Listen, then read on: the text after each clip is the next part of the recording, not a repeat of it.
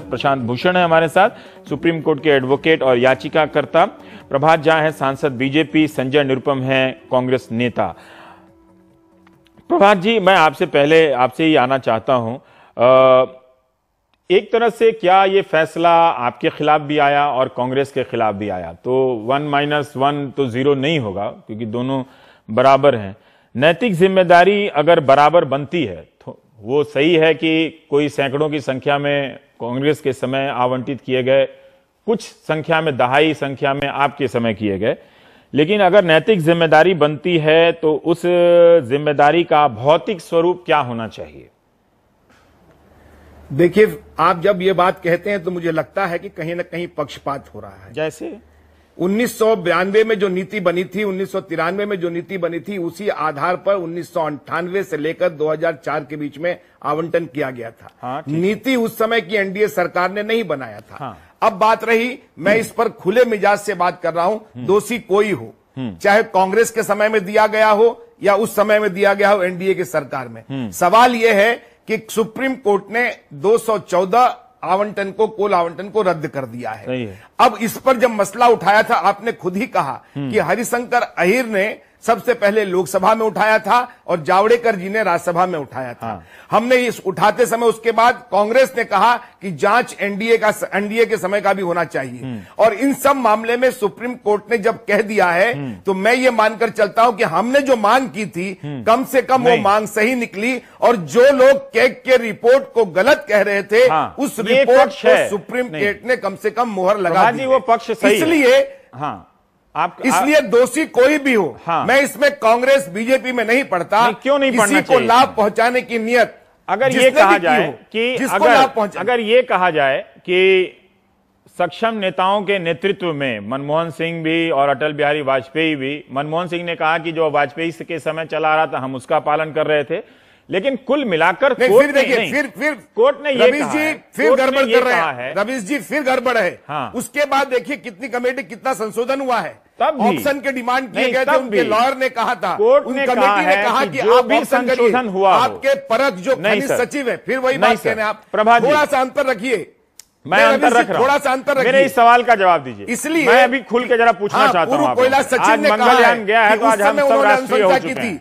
अब पूछने दीजिए जरा मुझे। राष्ट्रीय नहीं, हम बहुत साफ बता रहे हैं आपको, बात करते समय खुले मिजाज से करना चाहिए। एकदम अवैध घोषित सुप्रीम कोर्ट ने क्या कहा? नहीं, अब पुरानी बात है। एक मिनट सर, प्रभात जी, सुप्रीम कोर्ट ने कहा कि मनमाने तरीके से ये आवंटन किए गए। नहीं सर, ब्लॉक नहीं प्रभात जी, मेरा सवाल सुनिए। लेके किसने दिए? सवाल सुनिए ना।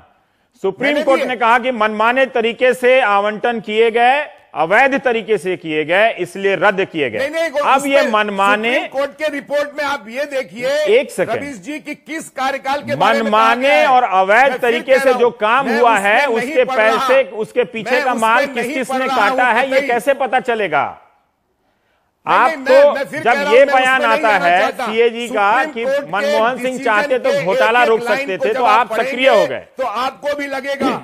प्रभात जी, मैं सबसे बड़ी बात मानता हूं, और मेरे कोयला मंत्री ने आज से, जिस दिन 25 अगस्त को डिसीजन रिजर्व रखा गया था, उस समय कहा था कि हम किसी भी स्थिति के लिए तैयार हैं। और जब हम गलत कह रहे थे नहीं पूछ रहा हूं, यूपीए सही कह रहा था। पूछ रहा हूं आज हम ये कहना चाह रहे हैं एक्शन क्या है इस मामले में?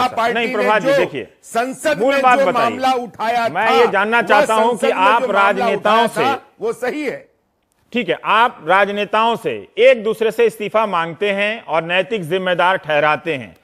हम भी पूछते हैं, सुप्रीम कोर्ट के फैसले के बाद क्या यह साबित होता है कि इस घोटाले में कंपनियां भी शामिल थी? क्या उनकी कोई नैतिक जिम्मेदारी बनती है?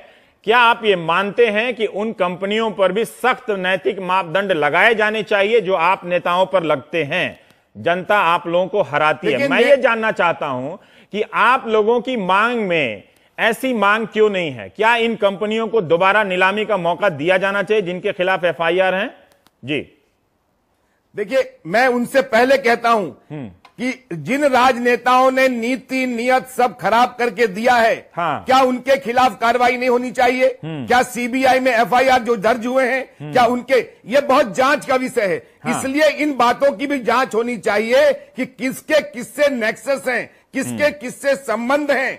और इस नाते किसने नीति को, सिद्धांत को, नीति को, सबको बदलने की कोशिश की है। कोई भी एक व्यक्ति बख्शा नहीं जाना चाहिए। और इसलिए अब जब सुप्रीम कोर्ट ने कहा है और सुप्रीम कोर्ट ने अवैध घोषित किया है, इसमें यह भी देखना पड़े, जो आप कह रहे हैं किसी को क्यों छोड़ना चाहिए, देश की संपत्ति है ये। नहीं, मैं बोलते हुए नहीं देखता, मुझे सुनाई नहीं देता है, मुझे सुनाई नहीं देता है कि राजनीतिक दल कंपनियों के बारे में कुछ कह रहे हैं।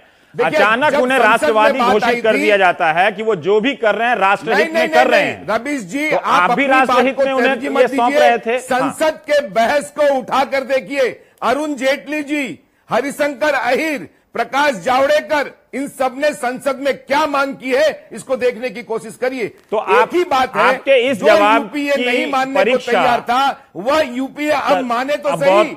प्रभा जी, अब बाकी और लोग एक संक्षेप में, क्या आपकी इस बात की परीक्षा इस बात से की जानी चाहिए आने वाले दिनों में कि सरकार इनसे जुर्माने की राशि बराबर तरीके से वसूलेगी और सख्त कार्रवाई करेगी? पर जो हिसाब आपने लगाया है 9,000 करोड़, वह वसूलने की, और यह सुप्रीम कोर्ट का आदेश है, कैग ने सिफारिश की है, निश्चित हमारी सरकार को करना चाहिए। और आने वाले 6 महीने में जो भी चीजें करनी है उसको पारदर्शिता से करना चाहिए।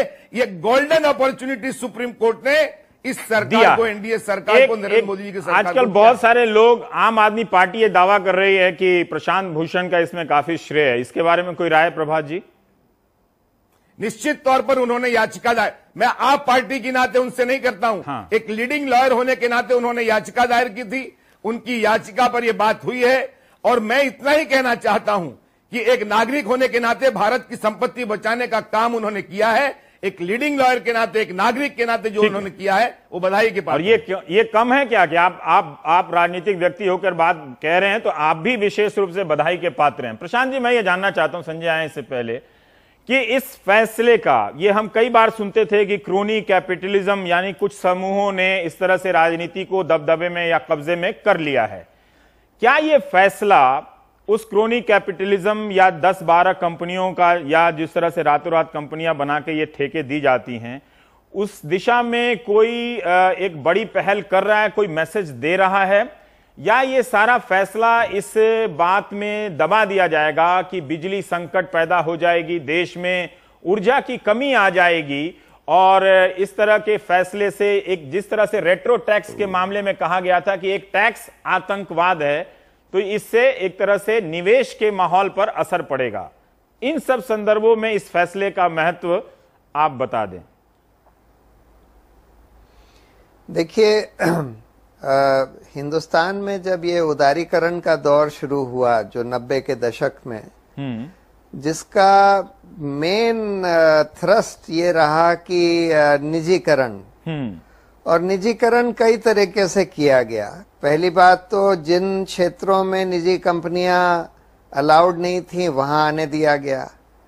इस देश के प्राकृतिक संपदा का भी निजीकरण किया गया, कोयला, लोहा, पहले तो ये सब एसेंशियली पब्लिक सेक्टर में होता था। उसके अलावा बड़ी बड़ी जो सरकारी कंपनियां थी उनका भी निजीकरण किया गया।